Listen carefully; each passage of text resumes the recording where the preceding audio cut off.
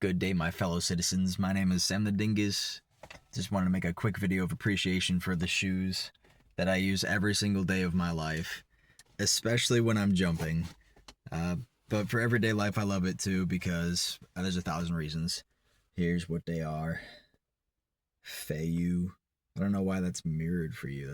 I don't know how to fix that. Like, whatever. So as you can see, with that orange part, that's actually like the only padding in there pretty much. So that's just like, I don't know, 2 or 3 millimeters of real padding.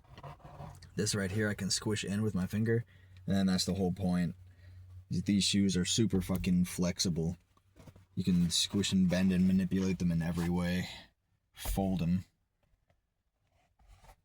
And obviously that's epic for epic reasons. I guess I haven't used these shoes enough, but when you start to use them enough, you'll actually see the wear pattern of your foot, not just a flat rub. It's a very cool stuff, but if you're doing parkour and things, I mean, I guess I would recommend it for running too in everyday life. If you're at least like conscious of how the right way to do things is, I would say these kinds of shoes are for you. If you have like I don't know. I think no matter what, if you have like foot problems or any kind of ankle giblets, you should do more things barefoot. Like go walking or running barefoot because you use a lot more muscles, and you might have like weak ankles because you don't put them through the full ranges of motion.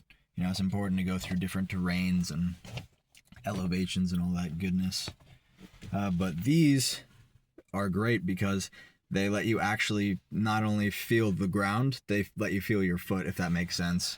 You know, it teaches you how to walk and how to run so that it doesn't hurt when you do those things. Because if you put these shoes on and it hurts when you run, then you've probably been running wrong the whole time.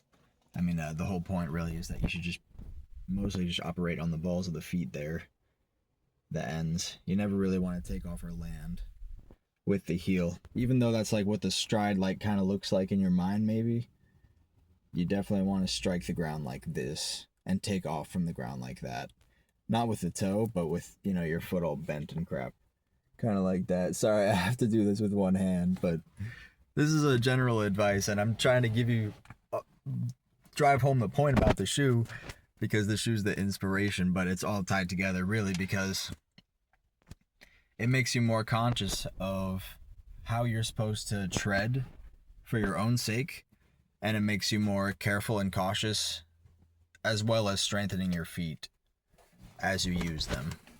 Me, because I use these and jump every day in them, it's like that's so little padding that I'm actually training my body to absorb every single jump that I do. So in a lot of ways, I feel like I might have like top 0.1% strongest feet in the whole world. Other people who do parkour are probably stronger than me though, because I don't know, they do some crazy stuff more than I do. But that's what I was trying to say though, is like wearing the shoes, like it helps you be smarter and stronger, but it also like implores you to get into the philosophy of what are good jumps, in the same way that I was saying you can be running wrong, you can definitely be jumping wrong if you're already, you know, doing parkour and stuff like that. So, you know, I think it's a good thing if you're feeling the pain of your bad landings, because you really shouldn't be getting away with bad landings. The point is to always be in control and in perfect balance everything you touch. And that's including the takeoff and landing of your jumps. If you're doing like jumps from rock to rocks, I think that's the best example here, because it's almost never like a perfectly square landing like you might, I don't know, train for, I guess. Well, I guess I won't say that, but when you're jumping from rocks to rocks, you have to be very cautious because everything is angles, rounded, and or jagged. And if it's like, you know, chunky, like weird sides, wow, I'm sorry, I can't talk at all. There can be lots of different types of landings, that's all I'm saying. So it forces you to actually stare at that rock, use your eyes, and be like, okay, what's the best way that I can make a flat landing out of this like unflat surface. And so that kind of narrows down which jumps you are actually able to do.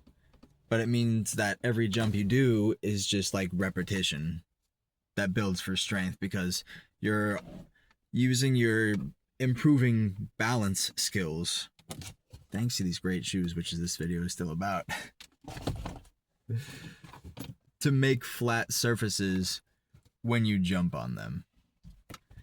So yeah, that's basically the magic of the shoe, is it gives you a true connection to your jump, and it means you can actually rely on your body and your feet.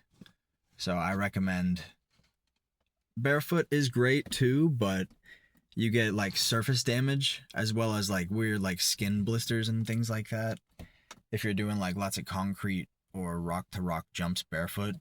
So for me, this is perfect because I don't want to like have too much cushion to eat all the impacts, and also I feel like you're more liable to like slip out a tiny bit if it's just like a flat sole shoe, kinda, even like a running shoe.